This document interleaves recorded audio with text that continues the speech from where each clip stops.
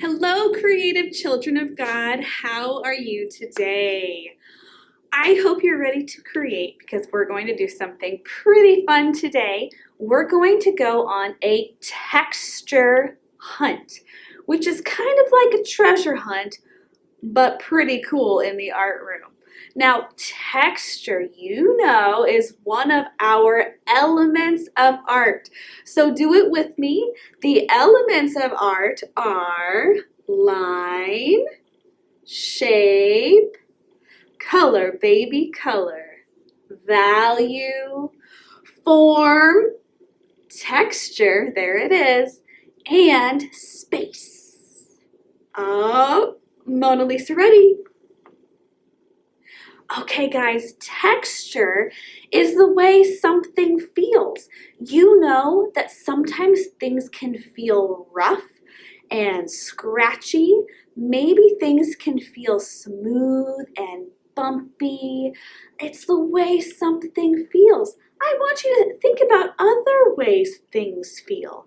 We can feel things that are fuzzy and slimy.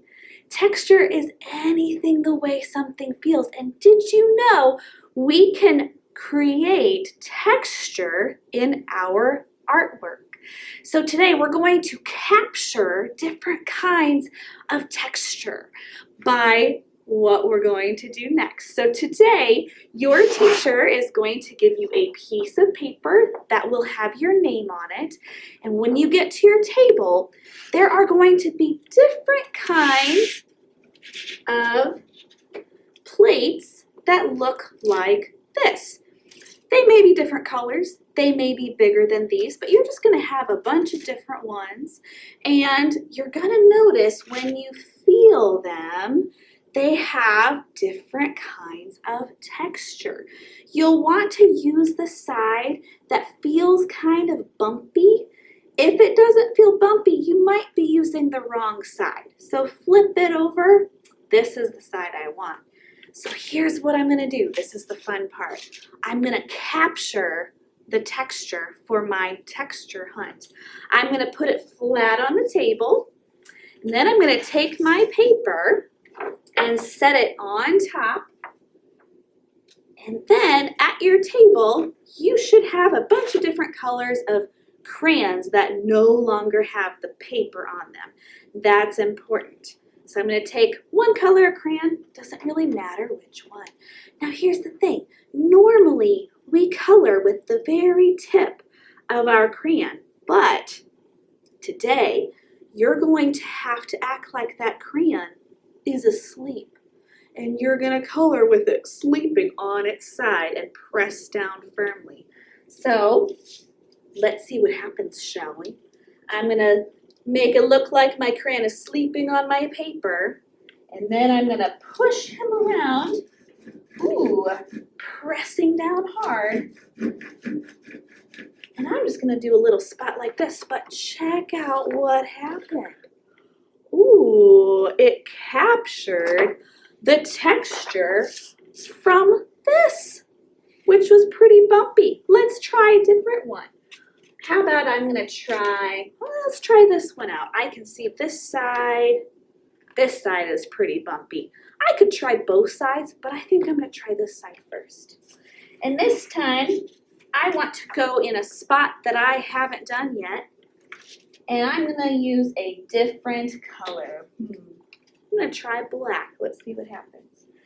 And I'm gonna, ooh, this one is really cool. Let me show you what that one looked like. Ooh, it almost looks like an alligator skin. Kind of scaly and rough. All right, let me just do one more. I'm gonna try this one out. It's kind of bumpy on this side. I haven't done anything in the corner yet. How about I go there? And I think this time I'm gonna use another color. All right. Ooh, I want to go off the edge of my paper. You could even overlap a little bit what you've already done. Remember, the crayon needs to be sleeping. If you color like this, it's not gonna work.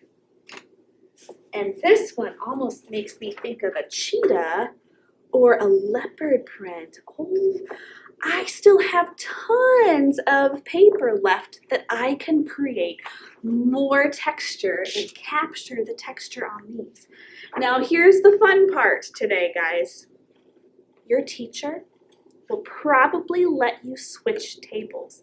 You don't have to stay at your table. So once you've used all of these at your table and you listen for her directions, you get to switch to use the different ones at another table so that you can hunt for as many different kinds of textures as you can. Try to fill up this entire paper.